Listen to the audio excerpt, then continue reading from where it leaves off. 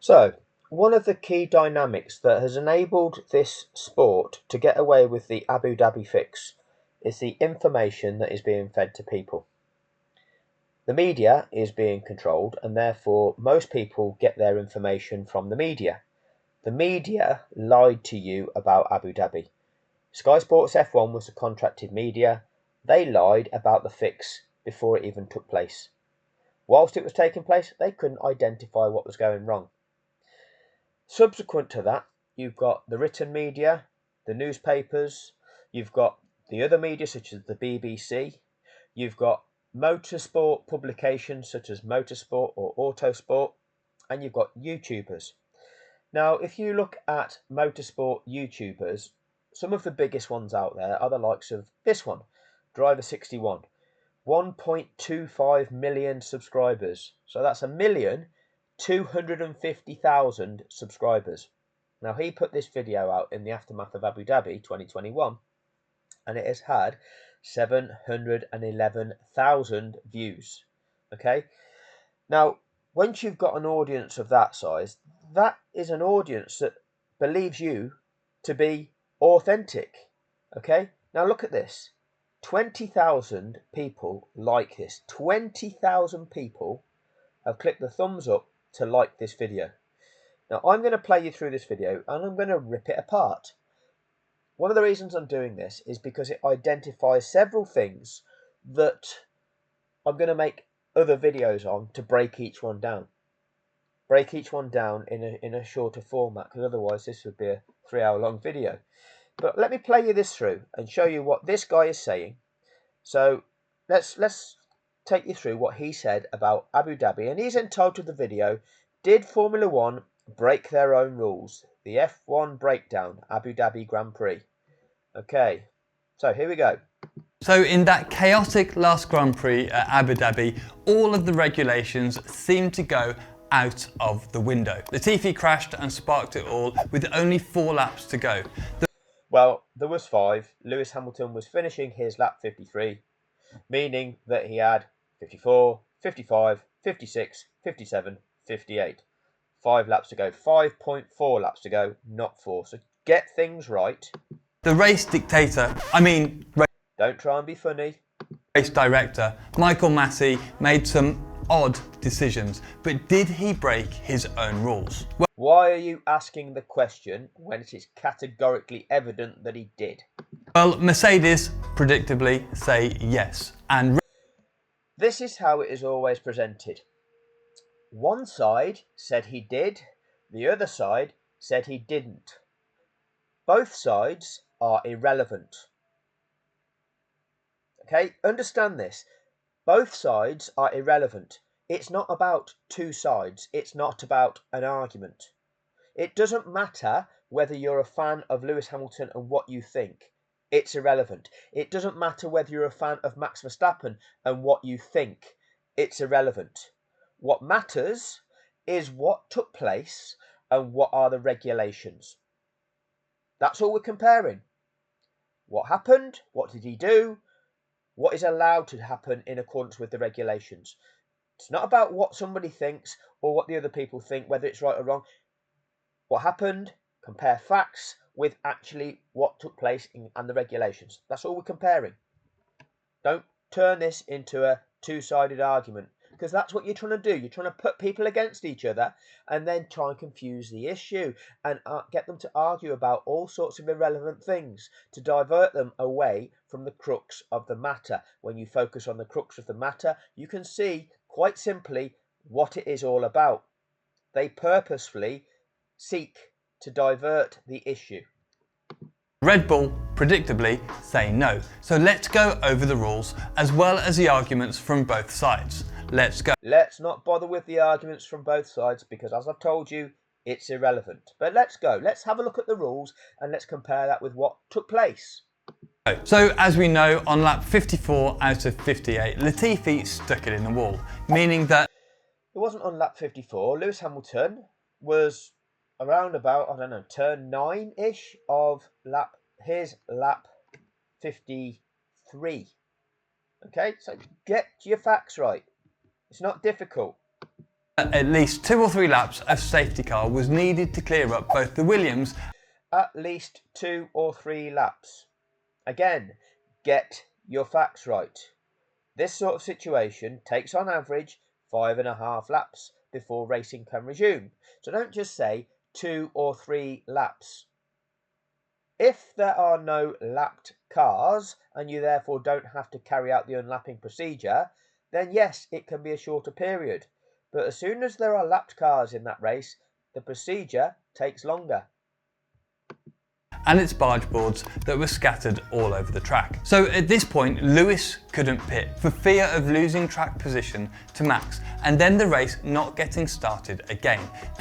Absolutely right.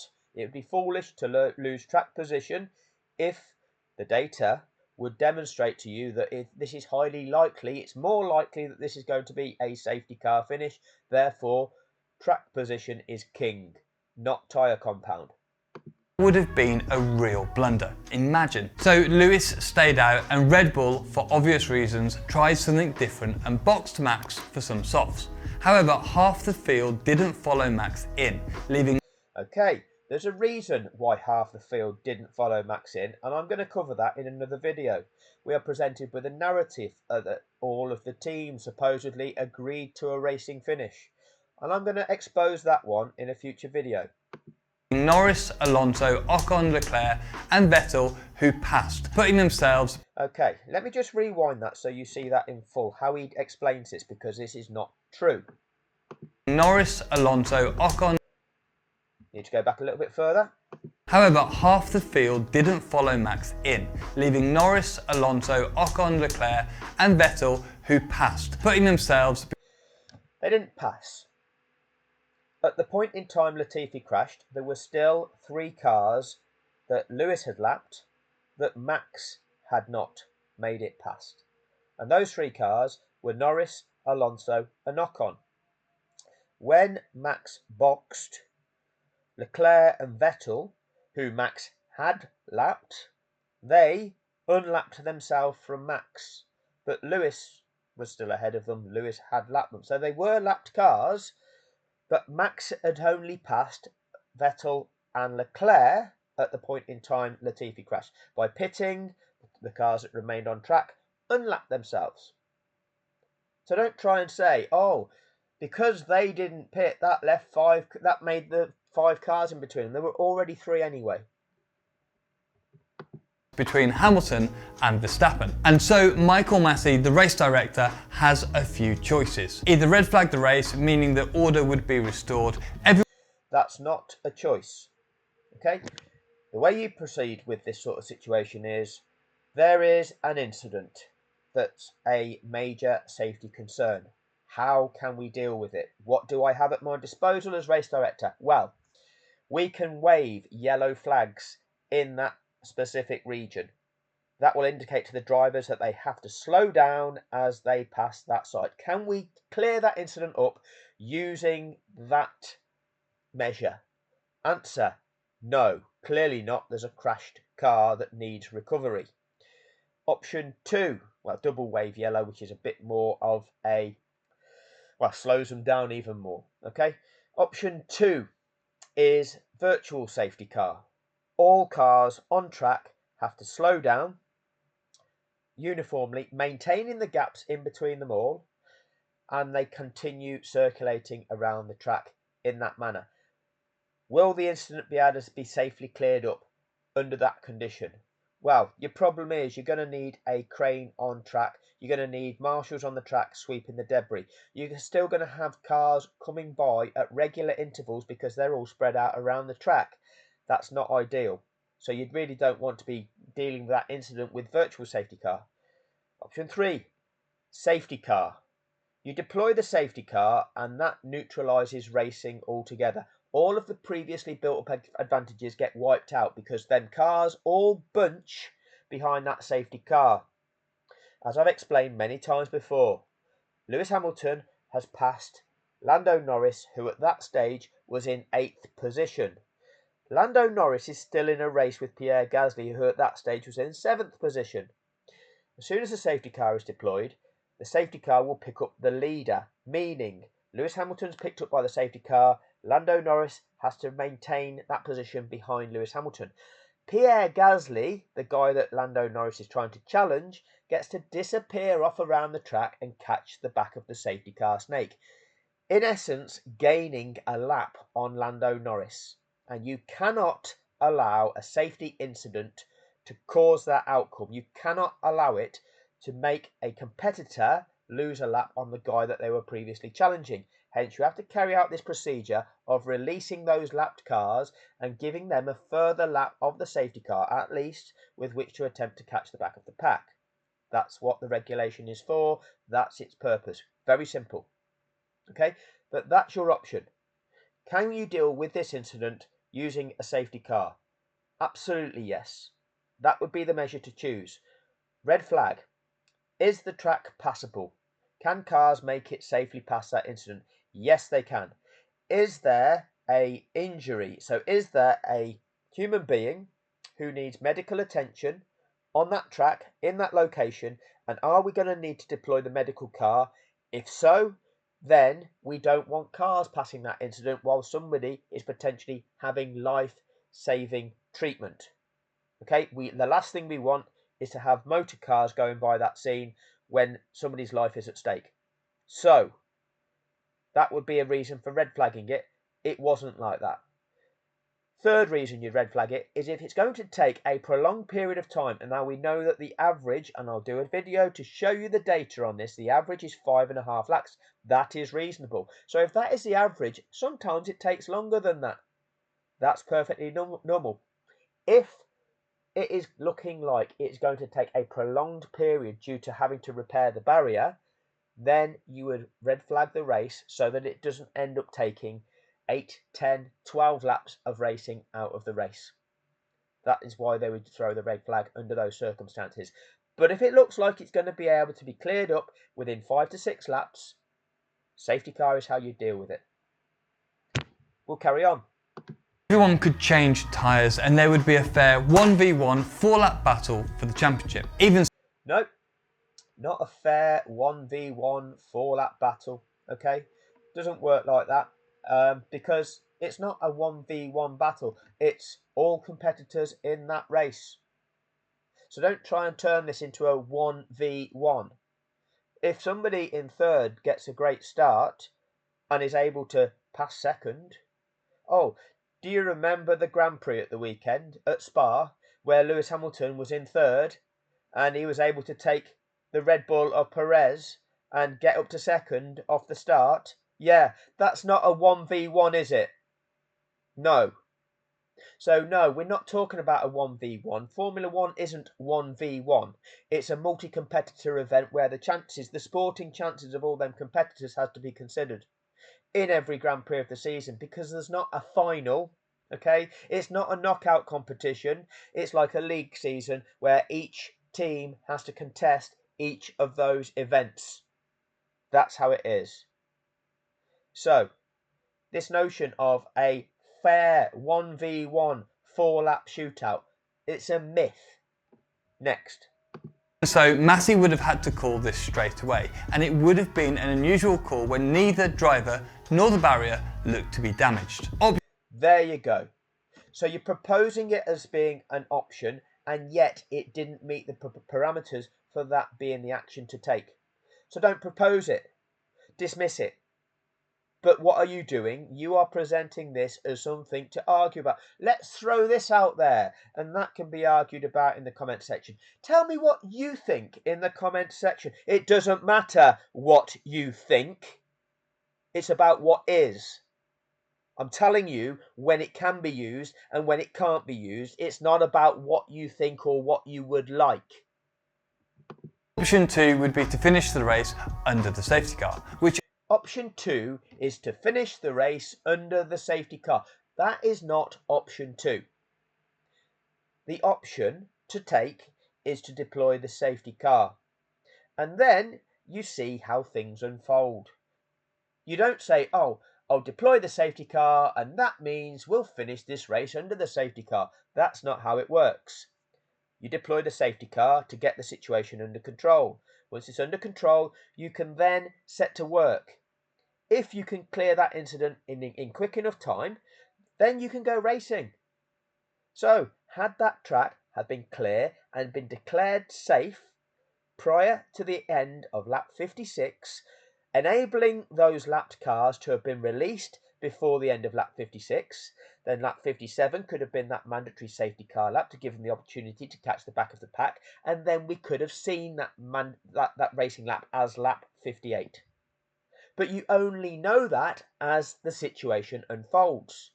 But as that situation unfolds, we saw Nicholas Latifi's car catch fire. That required a fire extinguisher to put the fire out. That caused more debris that needed sweeping up. That prolongs the clear-up operation. Hence, it took more time. Hence, it wasn't possible to release those cars on lap 56 because the clerk of the course could not declare that track safe in time. He didn't. We saw, and I proved it on my videos, as the snake of cars passes turn 14 on lap 56, so they're closing in on the end of lap 56. That safety car snake sweeps by turn 14, and the marshals are jumping over the barriers at that moment in time. On from that, the clerk of the course has to do his checks, radio back to race control that he's satisfied it's all okay, and then race control would have to give the order to each of those lap cars, to them teams, to say, right, you're now free to be released. By the time all that's done, we are well on to lap 57. Hence, even though they are released and past that leader and safety car on lap 57, that safety car has to remain out on track for a further lap. That means it was categorically a safety car finish. It isn't. Just explain it like that, not your fluff. Which understandably they didn't want to do. Understandably, they didn't want to do. It's not about what you want. You cannot manufacture an outcome in a sport. Oh, the two teams playing football, they wanted the crowd to be excited, understandably. So they decided that they wouldn't even try to win the game, and instead they'd make sure it was a penalty shootout. Well, what are you doing there then? You're result manipulating, aren't you? You're fixing an outcome of an event because you're contriving an ending. That's not allowed. This was a definite possibility. Red Bull did take this risk when pitting Max. They did. Right, let me just rewind that, because he presents the notion of Red Bull taking a risk. Ridiculous. Finish the race under the safety car, which understandably they didn't want to do. This was a definite possibility. Red Bull did take this risk when pitting Max. It was a definite possibility that the race could have ended under the safety car, yes. But Red Bull took this risk. What risk are you taking? You didn't lose any position. So you were in second. You were able to pit and still be in second. But now you're on different tyres. What risk are you taking? If you don't get to use them tyres because you can't race on them tyres, what risk are you taking? Zero. Didn't know if there would be any racing laps before finishing the race. And so there's no risk. Anyway, pitting didn't cost them any positions. So there's no risk. So they gambled. So they gambled. Well, they had the opportunity to change him onto fresh tyres, and had there have been the opportunity to go racing, that would have given them an advantage. But it's all about, is it possible in accordance with the regulations? What needed to happen? What were the timings of everything? And therefore, what was possible? 3 would be to keep the on-track order and create a one-lap battle at the end. That is, option 3 would be to keep the on-track order and have a one-lap battle at the end. So what he is describing there is resuming racing with those lapped cars in situ. So resuming racing with those 5 lapped cars staying where they were on track without being released, and being in between Lewis Hamilton and Max Verstappen, and Max Verstappen have to make his way past those 5 cars to catch up with Lewis Hamilton to then be able to attack him. That's an entirely fictitious situation. You cannot resume racing with lapped cars in situ. You've not been allowed to do that since these regulations were reintroduced back in 2012. Why are you suggesting that that was a possibility? It categorically was not. As I've explained, Lando Norris is now a lap behind, essentially a lap behind Pierre Gasly, and prior to Latifi crashing, Lando Norris was actually closer to Gasly than Max Verstappen was to Hamilton. And you cannot allow a safety concern to skew the outcomes for those drivers in such a manner. Hence, we have regulations that need to be carried out when you deploy a measure to deal with a safety incident. Is once Latifi's mess had been cleared up. However, that would have put 5 back markers between Lewis and Max, and who knows if he could have made it through them, although that would have seen some of the best lunges from Verstappen.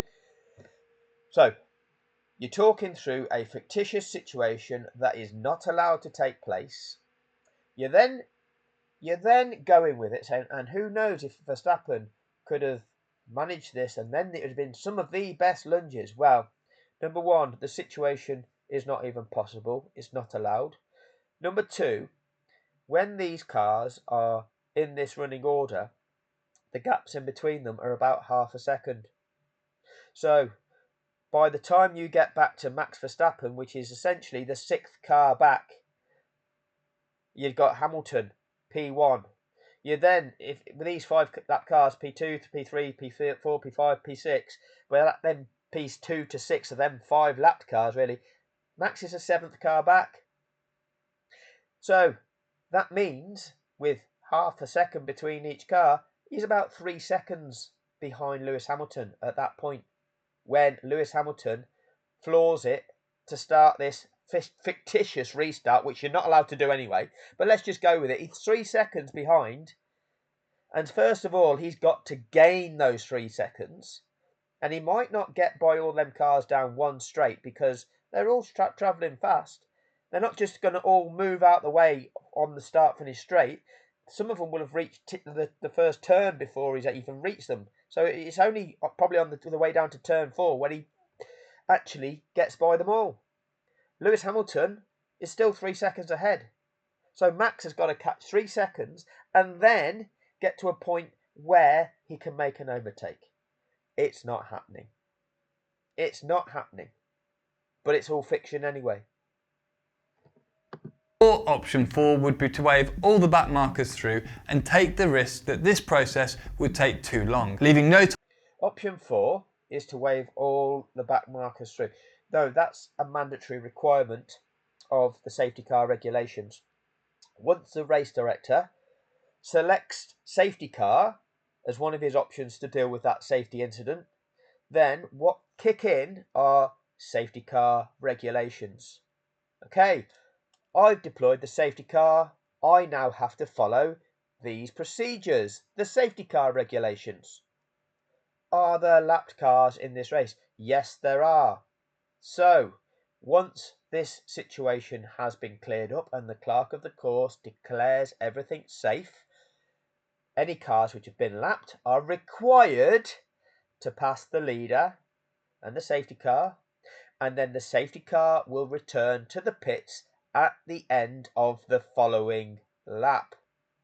So, in order to get any racing, those 8 lap cars, because any of these cars that have been lapped are required, and that means all of them, because if you're required to pass, you can't pick and choose which of them are required.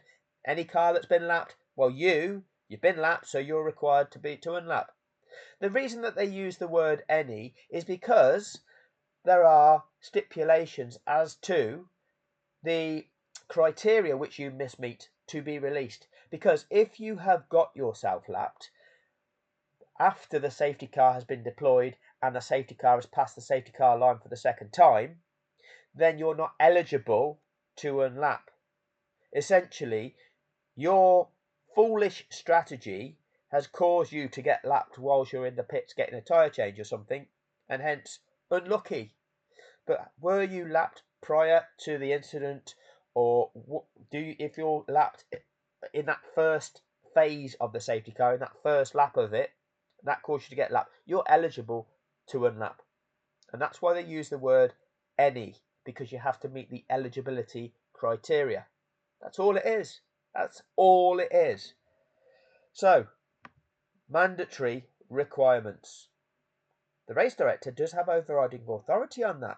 What he can do is, if he thinks that sporting fairness has not been returned to all of those competitors that have now been released and been given that further lap with which to catch the back of the pack, if they haven't done so, the safety car can remain on track for longer to enable those released cars to fully catch the back of the pack.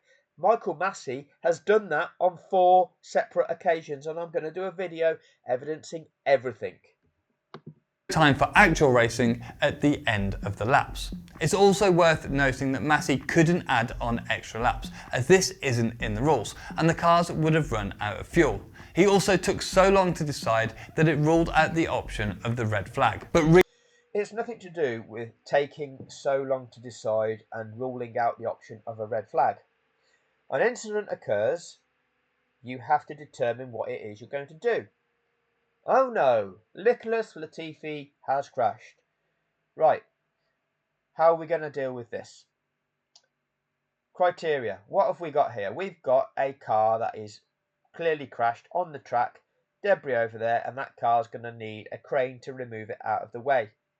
Okay, so it can't be dealt with just yellow flags, and virtual safety car is not applicable because we're going to need a crane on track, and we're going to need to have this window of opportunity for marshals to be working on the track rather than a car passing there every few seconds. So virtual safety car is no good.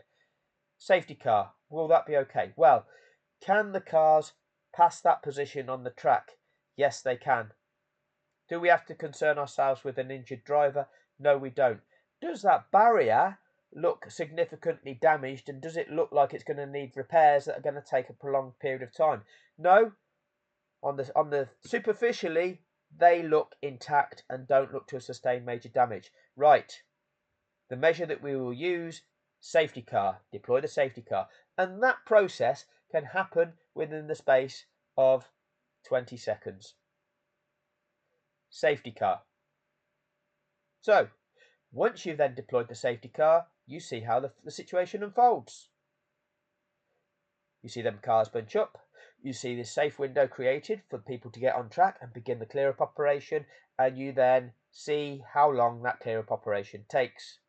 Once it's clear, once it's been declared safe, then you carry out the mandatory regulations. It's not about, oh, well, he took too long. He took too long to decide, and then it was too late to red flag it.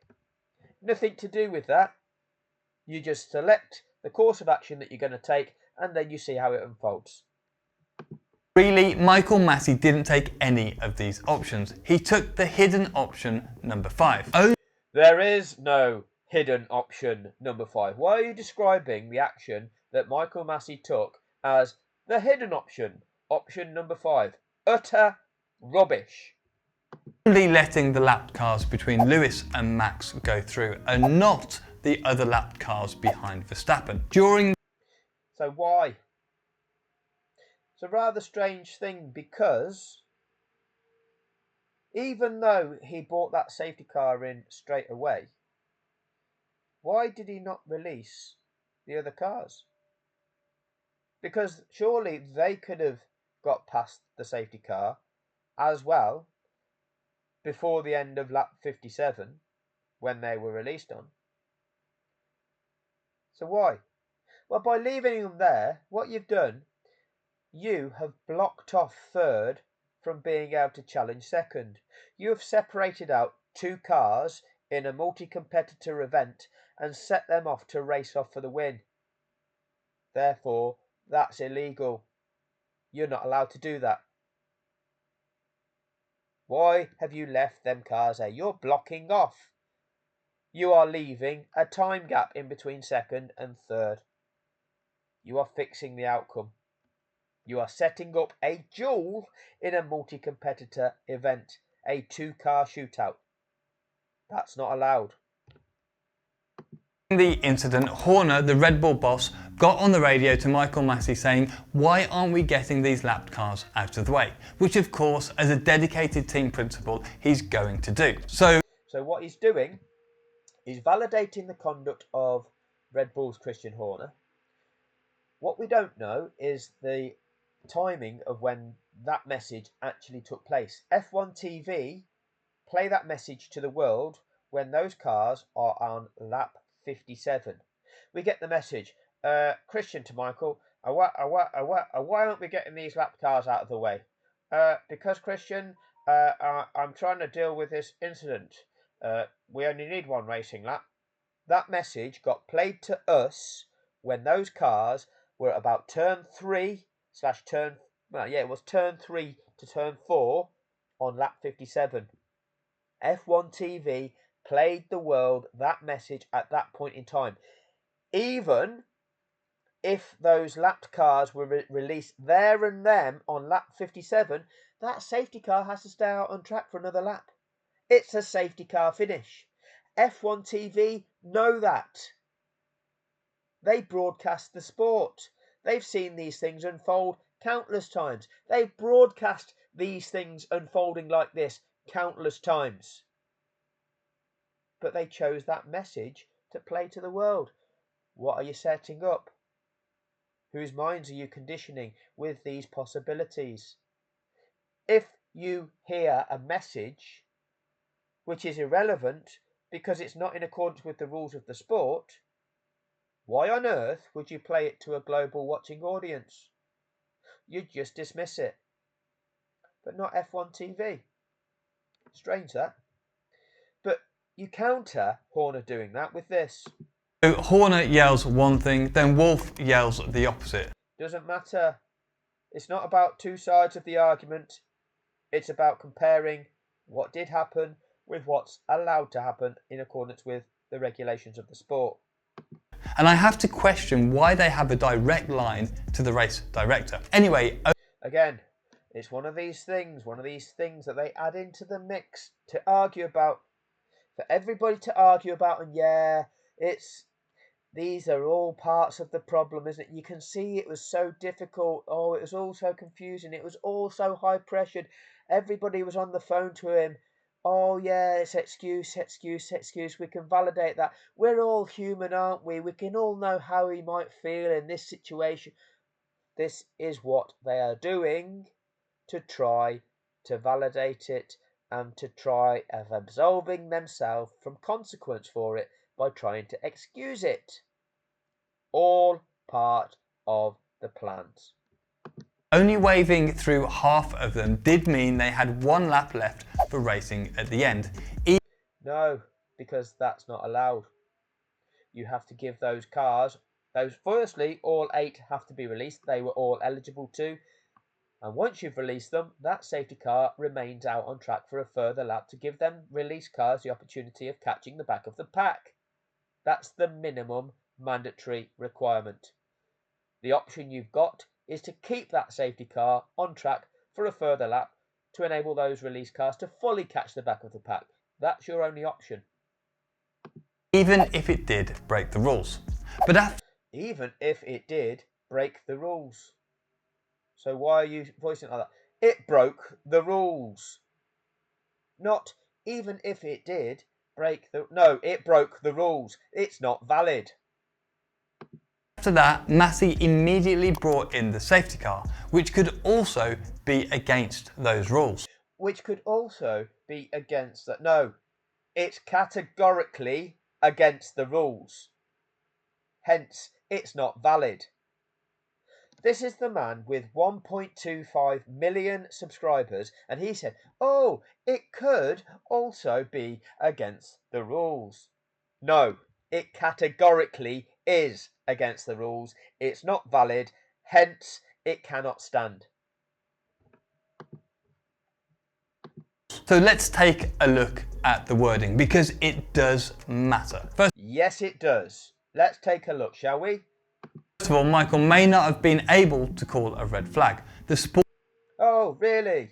So you presented it was an option, and now you're backtracking. Well, he may not have been able. Well, why is that then? Sporting regulations say if the clerk of the course deems circumstances are such that the track cannot be negotiated safely, even behind the safety car, the race will be suspended. So, could that track be negotiated safely? Evidently, yes it could. Why was that? Because it was. Behind the safety car, there was no issue with lapping behind the safety car, clearing that incident up, was there? So, there's the empirical evidence that it was fine to do it with a safety car. Did the driver require medical attention? Was that medical car required to be deployed? No. Were then barriers damaged in a way that they required extensive repairs that were going to take up time from the race?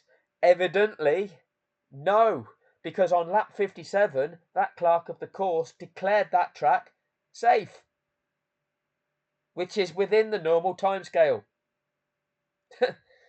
There's your empirical evidence. That actually happened. However, there is no clear statement on the minimum disruption needed to call. Oh, the minimum disruption. I've just told you. Could the track be negotiated behind the safety car? Answer, yes. Was a medical car required to be deployed? Answer, no. Did then barriers require extensive renovation, repairs? Evidently, no, because they declared it safe for that last illegal lap. It did not meet any of the criteria for a red flag. A red flag. The majority of the confusion came from the safety car though. According to Mercedes, why are we saying confusion? I'm not confused. You, presenting yourself as an expert of motorsport, well, if you're an expert, why are you confused? Massey made two main mistakes. The first is about only letting half of the lapped cars through. You need to understand a little bit of basic maths, okay? If there's 8 lapped cars, what is half of 8? Is it 5? No, that would be 4. You let 5 through, Colin. Regulations say any cars that have been lapped by the leader will be required to pass the cars on the lead lap and the safety car. Then they said... So you wanted to go through the wording because that's really important. So you just did that for us. Let's just drag it back to the wording. There we go. Let's just take it up there again. The regulations say any cars that have been lapped by the leader will be required to pass the cars on the lead lap on the safety car. There were 8 cars. They all met the qualifying criteria. They all had to be released, didn't they? On the lead lap and the safety car. Then they said the safety car was pulled in too early, as it came in on the same lap that the lapped drivers were waved through. For this, the regulations say once the last lapped car, okay, the last of them, okay, and when there's 8, the last one is the 8th one, if they're all eligible, and they were all eligible, okay, so the 8th of 8, once the last lapped car has passed the leader, the safety car will return to the pits at the end of the following lap. It's not that confusing, is it, Colin? It's not that difficult to explain this. The last lapped car has passed the leader, the safety car will return to the pits at the end of the following lap. And obviously, they broke this rule. But Red Bull... Obviously, they broke the rule. Yes, they broke the rule. But tell us what Red Bull think. It's not about what Red Bull think. It's about comparing the rules with what happened. It doesn't matter what Red Bull think. Obviously had their arguments too. They said that the word any does not necessarily mean all. Had Red Bull ever presented that as being an argument in each of the 198 Grand Prix that they had contested under these regulations since these regulations had been reintroduced at the start of the 2012 season? Had you any concern over the wording in that period of time, Red Bull? The number of times that you'd seen these regulations play out, carried out, did you have an issue with them? No. You'd accepted them as being what they are, for the purpose of them being what they are. Now you're presenting that there's something different. Strange that. Which I kind of get, but then we are But this guy kind of gets it. Funny that, isn't it? This guy, the Red Bull fluffer, he kind of gets it. into the grey area of the wording. It's nothing to do with grey. What's grey area of wording? You are presenting this as a grey area, something that is uncertain, something where one party might think it might mean this, and another party might think it might mean something else. No. You ground everything in context. What's the context here? Well, the context is a sporting event, a race. What is happening? We have a safety incident within a race. We've had to use the measure, that being the safety car, to deal with that. Okay, what does that cause? That causes all of the previously built up advantages to be nullified. Okay, so that has to happen for everybody, otherwise it causes skewed outcomes. Absolutely right. Which means we have to carry out these procedures so that we don't get second place, who was 12 seconds behind first, now end up fully caught up with first place. And we don't get 8th place. Well, he became 7th when Perez retired to hand Mercedes the constructor's title. Right? We don't get 8th place, where he was before Perez retired. Now, from being in a position where he was less than 12 seconds behind 7th, now a lap behind 7th.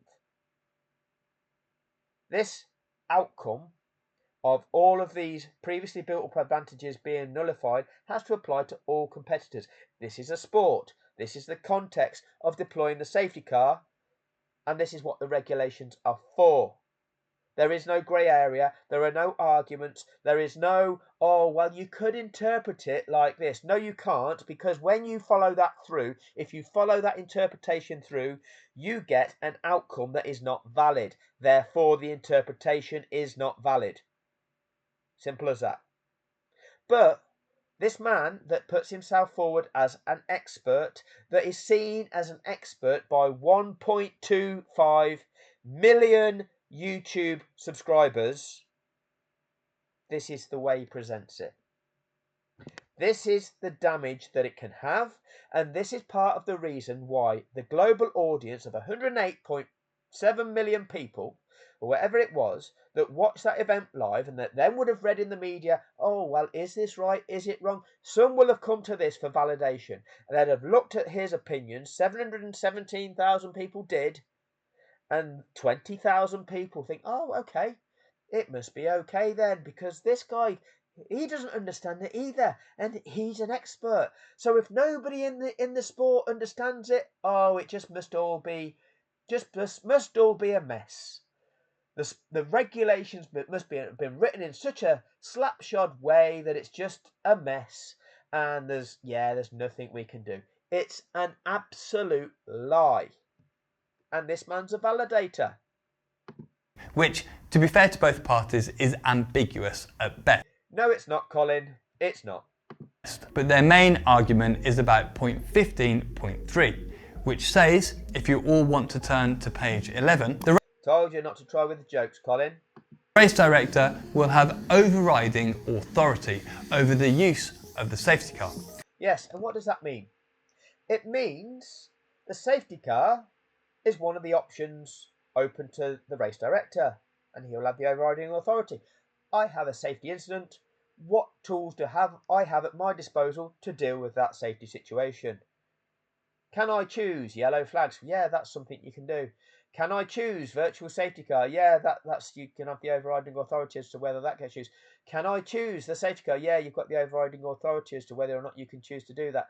Can I choose the red flag? Yeah, you can red flag it if it meets those criteria. So yes, he has the option of deploying it.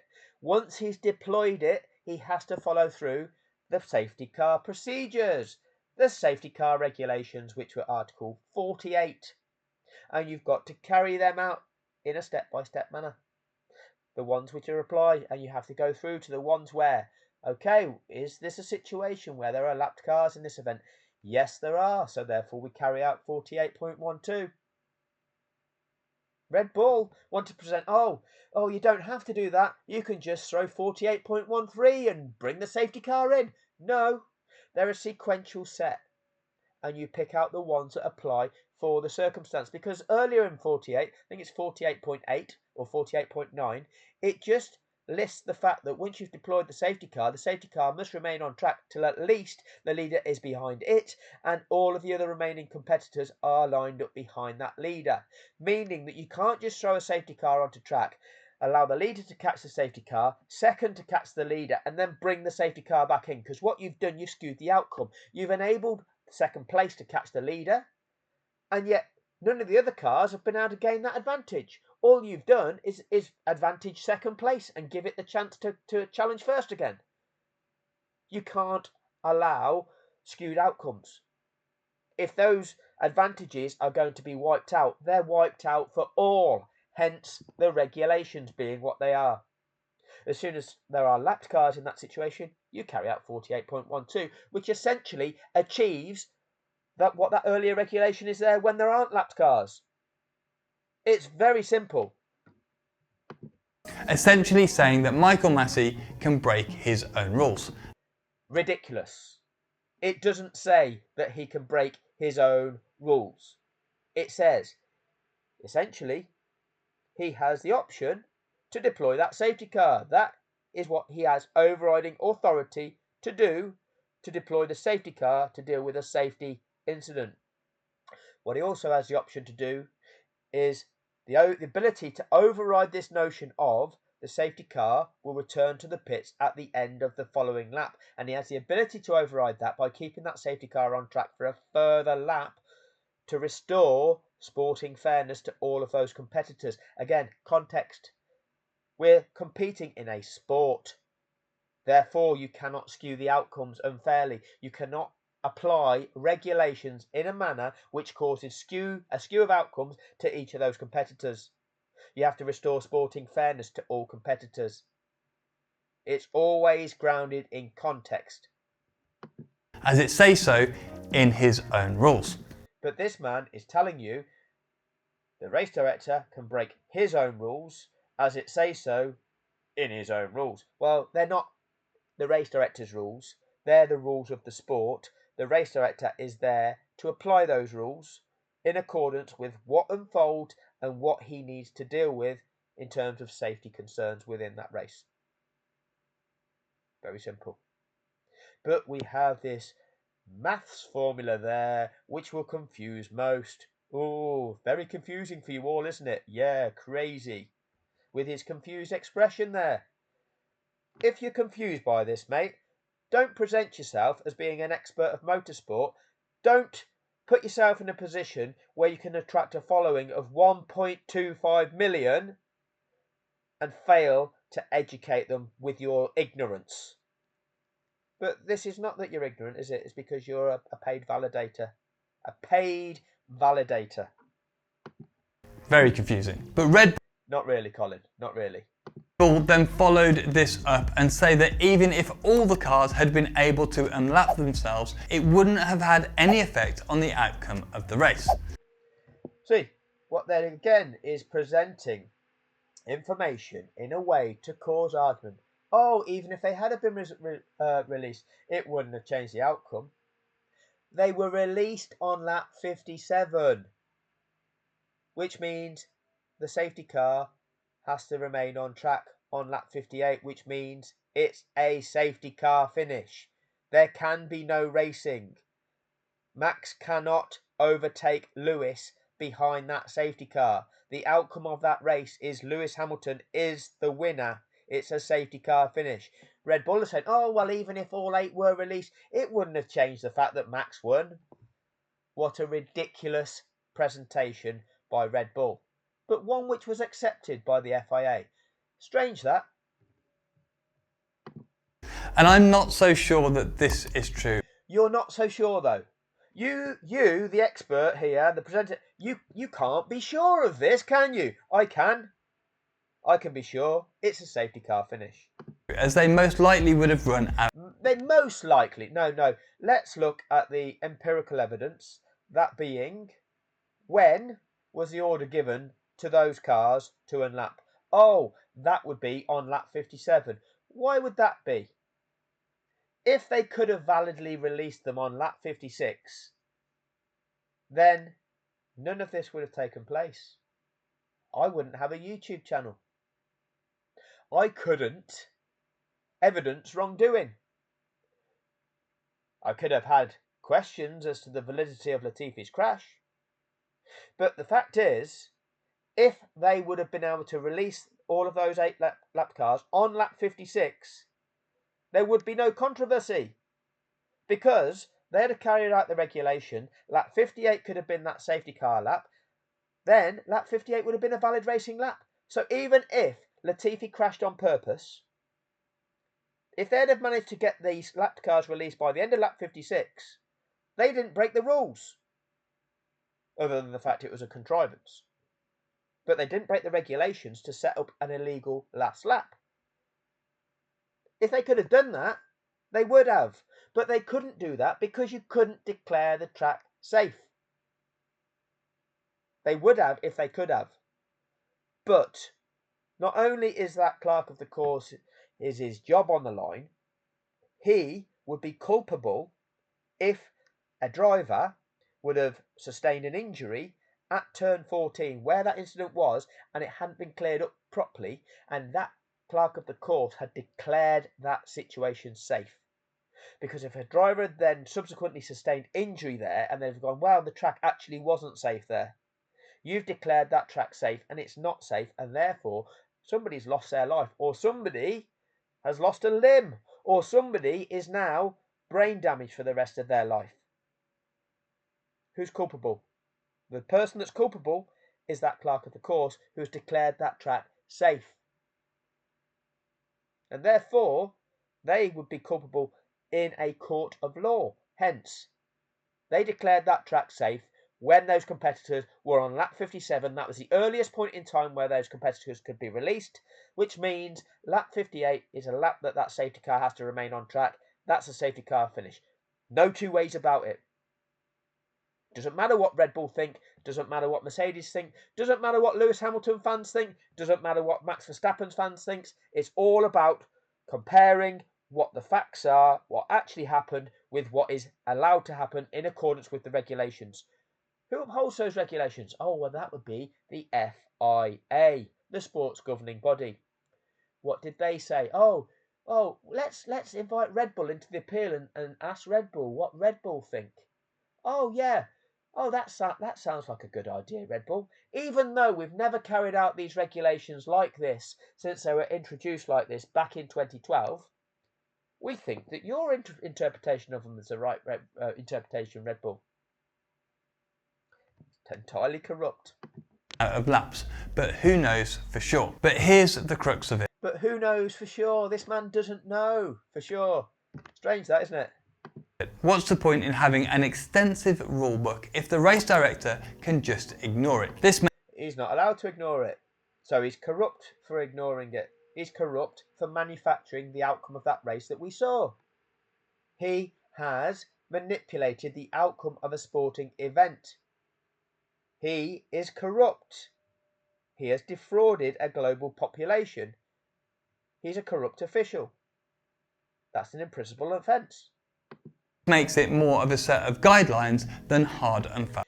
Now you're presenting the sporting regulations of Formula One as a set of guidelines.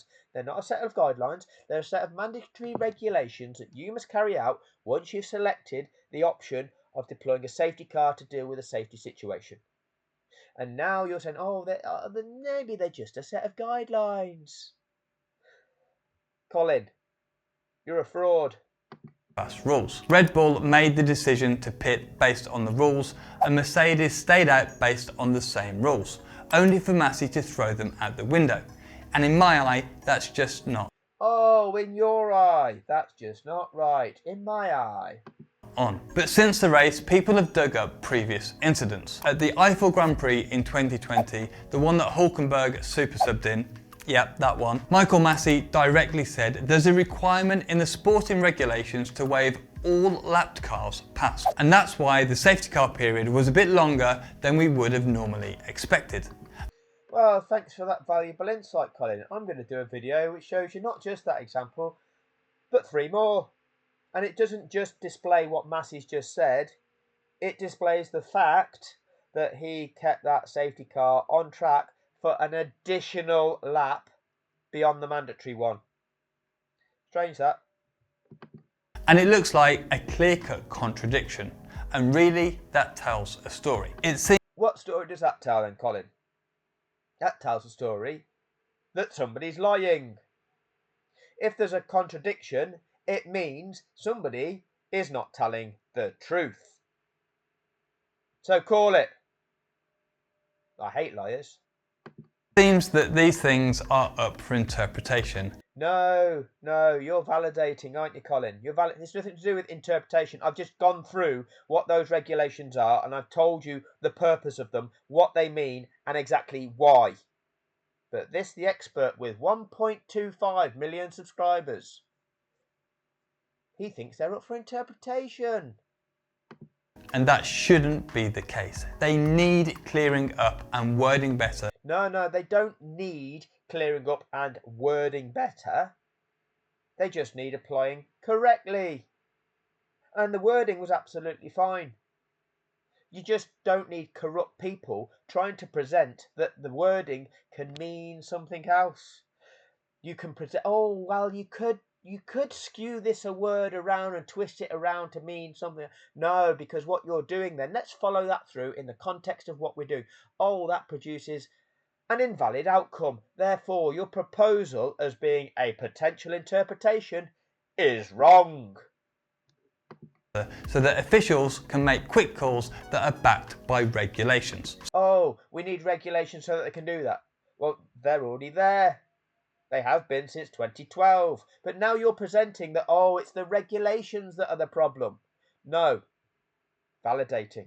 So what's happened since? Well, Michael Massey came back in this hearing and said that the letting go of the lapped cars was only there so that they didn't affect the racing. And this lies, and my video will show you that. Pierre Gasly was released in Brazil 2019. He was a lapped car in about 6th or 7th position, lapped. He ended up finishing second in that race. Oh, I didn't think he was allowed to interfere with the race between the leaders. Well, if you finish second, well, that's some sort of interference, isn't it? This is because the whole point of letting lap cars through is so they don't get in the way of the racing. And the expert is lying about the purpose. That's not the purpose. It's so that you don't get a car like Lando Norris lose an entire lap on Pierre Gasly, and therefore you afford Norris to be on the back of Gasly at the restart in the same way you've afforded second to be on the back of first, third to be on the back of second, fourth to be on the back of third, and so on all the way down the field. The field is bunched in the correct race order, all of them previously built up advantages and nullified, and now we go racing again from the scratch position. That's the purpose. Sporting fairness to all competitors after racing has been neutralised due to a safety incident. That's the purpose. So in Massey's opinion, only letting the ones... In his opinion, it's not about opinion. It's not about what you think. It's about what is. Between Max and Lewis through made sense. Then the important bit.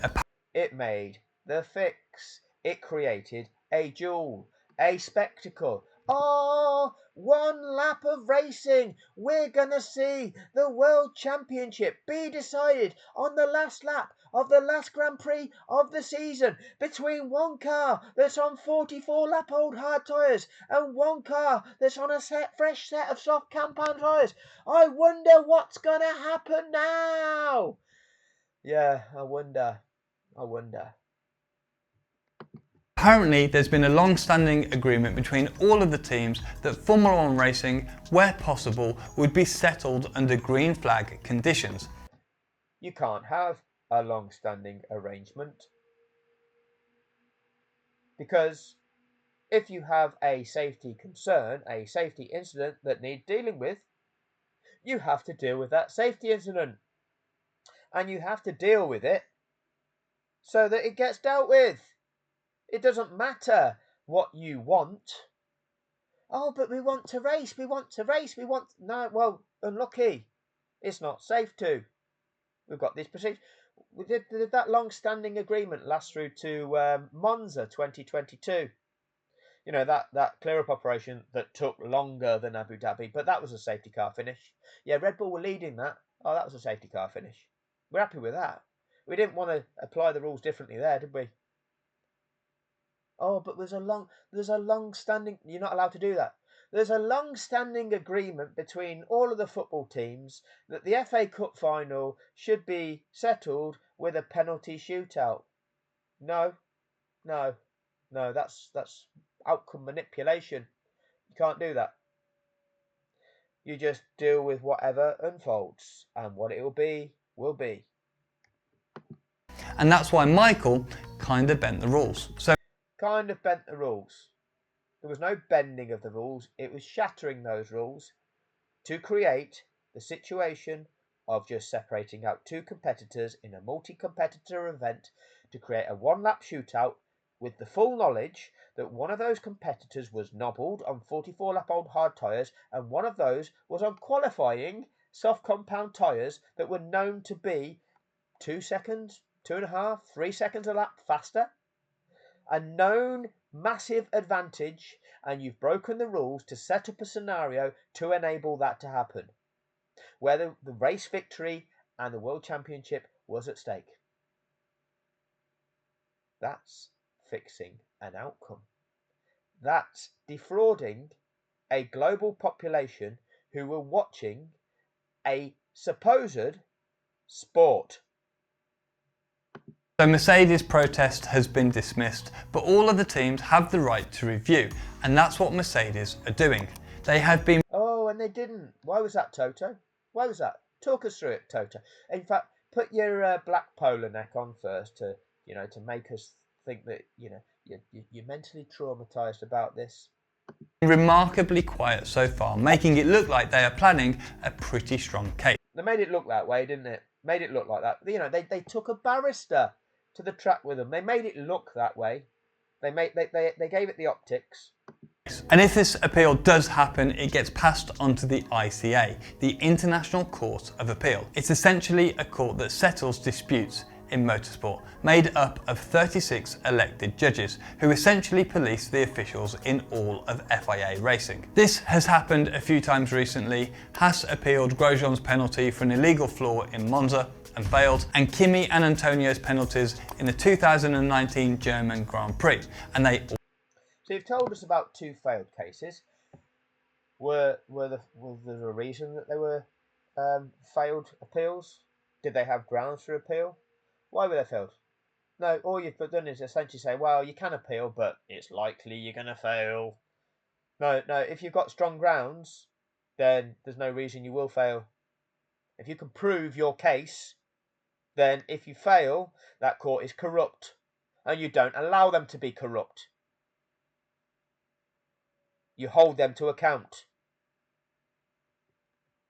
Also failed. But they... This is why we have laws. And nobody is above it. All took months to be resolved, and there were much smaller issues than this, so it's not over yet. And really... Oh, and it takes months to... Why does it take months to resolve? When you can present facts, and you can compare them with what's allowed to happen and what did happen, why would it take months to resolve? There's clear right and wrong. Why is it going to take months to resolve? Why? Oh, because then we have to get the lawyers involved. We have to get these people to feed them lots of money so that they can make up a corrupt argument. And we can have this argument. And so what Red Bull think, what Mercedes think. And each time, millions and millions and millions are being fed to lawyers to argue. And we don't need the argument. We just need to compare what is the regulations, what do they say, what do they mean, what is their purpose in the context of what is happening, and what did happen. There you go. There's your outcome. Quite simple, isn't it? It's understandable that now the FIA are considering cutting the direct communication between the race director and the teams, which in my eye makes sense. In your eye, the problem here was the teams getting on to the race director. Well, is that what the problem is? So it's not a problem that Latifi crashed after his race engineer said it must be this lap. It's not a problem that Latifi didn't make any attempt whatsoever to move that car, having stuffed it into the barrier. Didn't make any attempt to see if it was possible to drive that car back to the pits. That's not a problem. Not a problem that Alonso drove past that scene on lap 54, went, oh, we need to unlap now to get this job done. Otherwise, it'll be too late. What job's that, Fernando? What job's that? When you're seeing a car that's on track, you're the most experienced driver. I mean, Kimi was probably more experienced at the time, but you're still the most experienced driver in the sport now. And when have you ever unlapped with a car still there in the barrier? Because it's always when everything has been dealt with that the unlapping procedure happens, Fernando. So why are you telling it's got to be done now? And what job is getting done, Fernando? You're not suspicious about any of that. You're not suspicious about all of these teams that are saying, oh, we think he might restart like this with lapped cars in situ, which you're not allowed to do, which he hasn't done since the regulation started for the 2012 season. You're not suspicious about the fact that, or you're not concerned about the fact that Martin Brundle and David Croft were lying about the rules of the sport from the moment Nicholas Latifi crashed. Oh, there's bound to be a couple. Well, that's not what the data would reflect in this highly complex technical sport. You're not concerned in any way that F1 TV are throwing in irrelevant messages to guide you to believe things are a certain way, which are not in compliance with the regulations of the sport. You're not concerned about any of that in your eye. But the problem here, in your eye, is the teams getting onto the race director, putting this race director under pressure, who then just, oh, he panicked. He didn't know what to do. He panicked and he got it a little bit wrong. When in the Champions League do you see managers running out onto the pitch and telling the ref what to do? Anyway. Well, you don't, do you? You don't. Because they don't. They don't run out onto the pitch and tell the ref what to do. Just like Christian Horner and Toto Wolff didn't run out onto the track and start going, Michael Massey, you've got to do that. No, they didn't do that, did they? What you see in football is you see the managers from their dugouts, from their technical areas, shouting at the referee. Go, ref, that's a penalty. Ref, that's a sending off. What's going on, ref? So they are trying to influence the referee. And what you've got is team principals on the radio saying, race director, how about this? Why are you dealing with that? Same scenario. But you're presenting it that the managers in football run onto the pitch to protest with the referee, which they don't do, and pretending that this is the equivalent of Formula One. You, Colin, are a fluffer. And I'm going to make many videos going through the individual points of this and more, and exposing every single element, because every single element of Abu Dhabi 2021 can be obliterated. If you have an authentic event, you can't do that. You categorically cannot do that. If it was an authentic event, this channel would not exist. But it wasn't authentic. It was a contrivance. And those that were involved in it run so far and deep, you would not believe. But you're going to believe it because you're going to be presented with it, and you're going to be presented with the evidence. So, please like, please subscribe, and hit that notification bell for when the next video drops. Thank you very much for your time.